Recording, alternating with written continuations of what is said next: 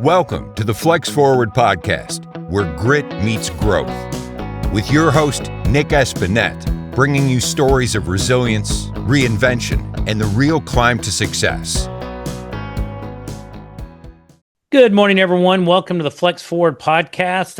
I'm Nic Espanet, and we're joined today by Sandhya Seshadri. I've known Sandhya for many years. She's, I would call her a friend, but also admire what she does with her.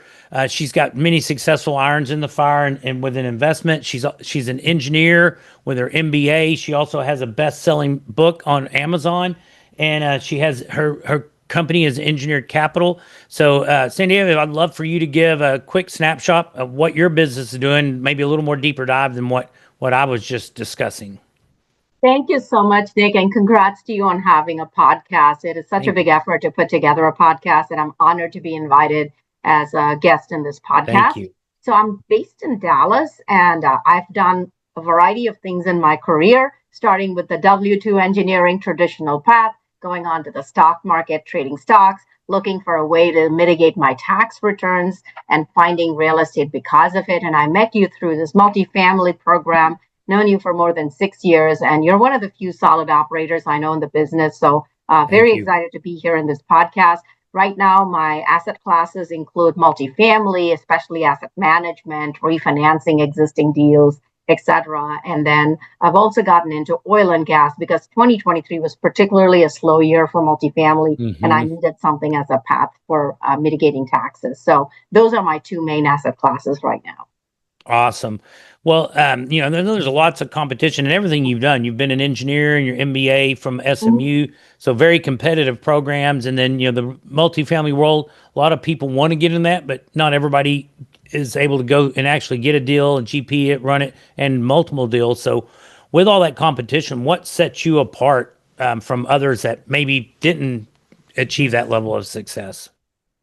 So some of my inherent strengths are I came in here as an immigrant with, 2 suitcases in hand and $8 a week kind of food budget. So the basics of controlling your expenses and not spending too much money was always with me. So even at the peak of the market cycle, I didn't go do $10,000 upgrades on my units. So budgeting was always very important to me, conservative in my setting. So I would do it more as a step increase of only $50, $100 rent bumps rather than going from $0 to $300 kind of rent bump.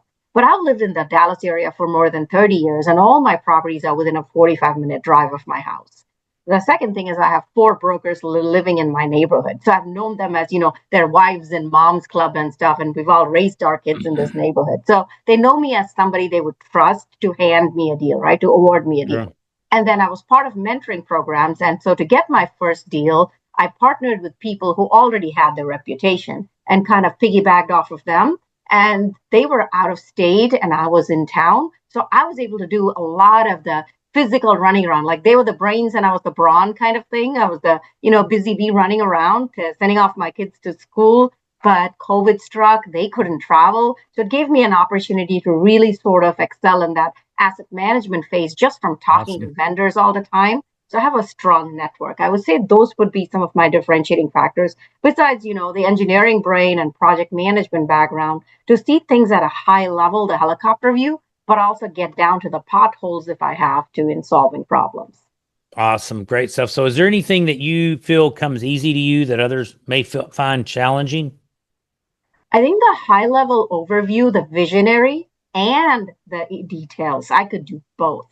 And I think you need both as an asset manager because sometimes it's digging into invoices, but other times it's strategically planning for that refinance, and keeping up with. And also at the same time, trying to work with your staff because, your staff on a multifamily property are your most important people. They're running the property and you got to get them to want to go to war for you, but also nudge them in the direction. So there's lots of different hats to wear as manager, and I think you do a great job of that. So thank you. Yeah, I know their favorite Sonic drink. So when I stop by in the afternoon to drop off something or check on something, I bring their Sonic drinks, and we have maintenance appreciation day, for example, once a year, and we have a lot of resident activities. So those would be some of the ways to appreciate the staff and the residents. Yep, treating your staff well.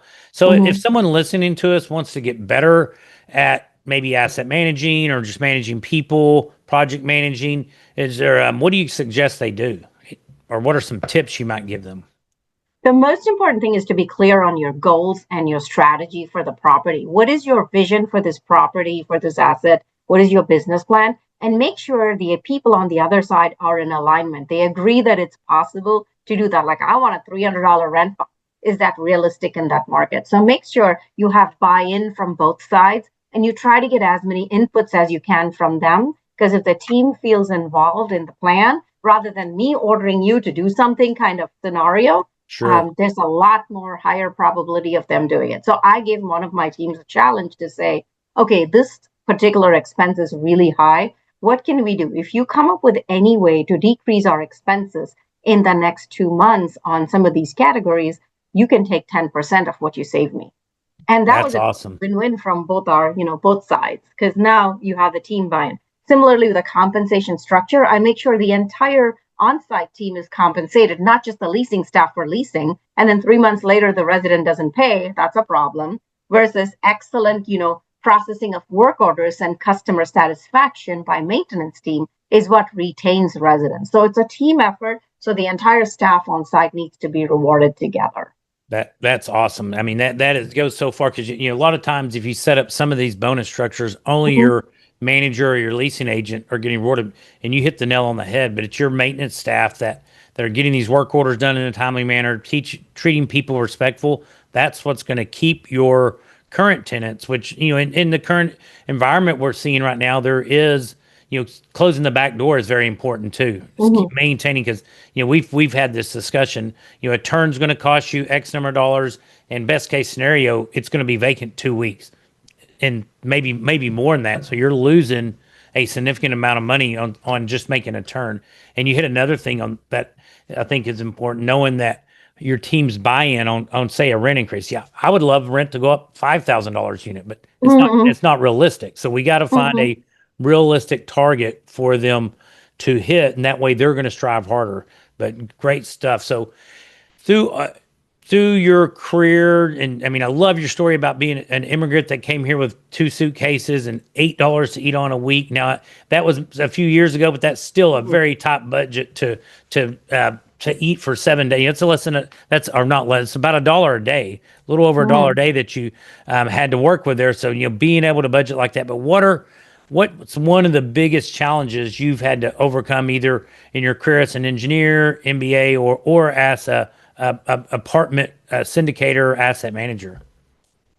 So as an apartment syndicator, the biggest challenge we've faced over the recent years is that interest rates increased like crazy, and we didn't plan for that. We had only planned for a very slight increase, and so that really hit hard. So that's where this immigrant mentality of don't spend all the money really came in handy. So we're like, justify every expense, basically. Do we really need to do that? Like, if you're only going to get flat rents or even slightly negative rents with concessions, does it make sense to spend all that money on things? Does your resident really want all of this fancy upgrades? Are they pretty happy? Leave me alone, leave my rent the same. You don't have to do much, right? So really understand your customer and that dynamics in this changing environment, and change your strategies accordingly. But the biggest challenge I've faced is trying to refinance these deals, because I acquired some at the peak of the market cycle. And so I've got one left to go, and then at least I'm buying myself some time.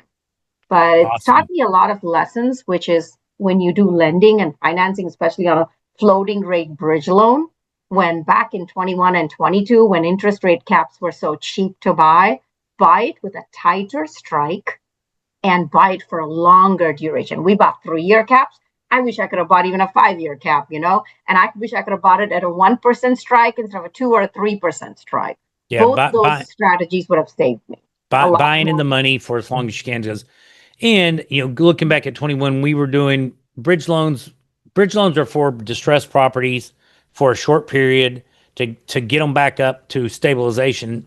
Whereas in 2021, bridge loans were being used because Fannie and Freddie loans didn't make sense. So I think bridge loans have taken a lot of beating, but they can be done right. And I think, like you said, buying in the money, buy at least in the money, or even a little lower, because that essentially gives you a fixed rate from going up, and then buying as far out as you can, just to cover. And the underwriting aspect, right? Now that we're such strong asset managers, we know what's realistic when we underwrite it, right? You know, and I know that a certain underwriting assumption may not be valid at all in the market where we are, because you and I both own properties. And when we acquire new properties, it's already in existing markets where we're established. So we have more realistic budgets for everything, whether it's income growth or expense reduction. That makes a very big difference. And one more lesson learned from that bridge loan experience is that you can underwrite your deal to the max of the rate cap that you buy. So that way you're underwriting to your worst case scenario and stress testing your deal. For sure. And in that scenario, looking, what if you can't refi in year 3? Do you have the Correct. funds to get that +1+1? Do you have the extension fees? Do you have some extra capital that may come along with that? Correct. Great. Sandhya, so we're wrapping up the interview. Any exciting plans or initiatives you have in the works for the next 6 to 12 months? Trying to find that, Goldilocks deal. Like I think you've managed to find one, but I need to find that Goldilocks deal that works in today's environment without needing a rate cap. The interest rates to go down. A lot of people are underwriting to lower interest rates in the future, and I would highly discourage that. You can't bet on that. That may never happen. But yes, I'm still hunting for that great deal. I've got a very exciting refinance that's going to happen in the next few weeks. Very, very relieved, because that'll be my last bridge deal to overcome. And then oil and gas in the meantime. Such a relief. So, getting those refis done are so. Got 2 done in the past year. Got the last one now, and then a few weeks to go. And then oil and gas. And I still love my stocks. And in terms of, hobbies and stuff, my travel keeps me occupied. Wonderful. Well, thank you so much for taking time out of your day to share some insightful tips and with our listeners. If people wanted to connect with you, what's the best way to go about that? They can find me on my website, engineer-capital.com. They can also find me on LinkedIn, and of course through you. So, reach out if you can't. We will have all that in the show description, but if you need anything, definitely reach out to me. Sandy and I probably talk once a week, every 2 weeks, that we're just bouncing ideas off each other or just chatting about things. So thanks everyone for joining today. We're glad to have you, and be sure and keep tuning in. Thank you. Sandy, it sounds like things are going really well in your business. And, a lot of people, as they start having more success and start looking to the future, think about passive sources of income. How can they create some of that passive income, either to supplement their current income or future income, or maybe even replace it? What are your thoughts on different passive income opportunities? I think a diversified portfolio is what I'd recommend. So while stocks and dividends are great and liquid, some of these alternate assets give you very competitive tax advantages. So real estate bonus depreciation is back. It's back to 100%. And then you've got, oil, which is my other investment, which is also very volatile and has risks associated with it that you must understand. But real estate is really easy for people to understand. You have a building, you rent it out to tenants, etc. Mm-hmm. The biggest thing I would say is invest with people who are already successful in those markets and know what they're doing. And then passive investments can really pay off. So between the cash flow appreciation and then your tax benefits, it's a very, very lucrative way to invest without all the headaches or liabilities of a landlord. So by the time you do a single family rental and take care of, the tenant and all the headaches associated with it, you hardly make any money. And you then have a vacant unit sitting when that tenant leaves, or if they don't pay, your income goes from 100% to zero. Right. And multifamily with a 200 unit property or something passively is a much better alternative versus trying to be that landlord managing a single family rental. And the LPs have much less liability exposure. If you have a single family home, you're most likely doing all the maintenance and the leasing. But if somebody slips and falls and injures themselves, they're probably coming after you personally. Whereas if you're a passive investor in a syndication, you're actually investing in the entity, so you're protected from any of that liability. They may sue the property, and it could affect your return, but they're not going to come after your personal assets in that situation. Yeah, so no tenants, toilets, and trash, no loans, liens, or liabilities. Pretty great to be a passive investor. For sure. Thank you. Thanks for listening to the Flex Forward podcast. If you've got grit, growth, and a great story. Visit flexforwardpodcast.com/guest to apply and join us on the show.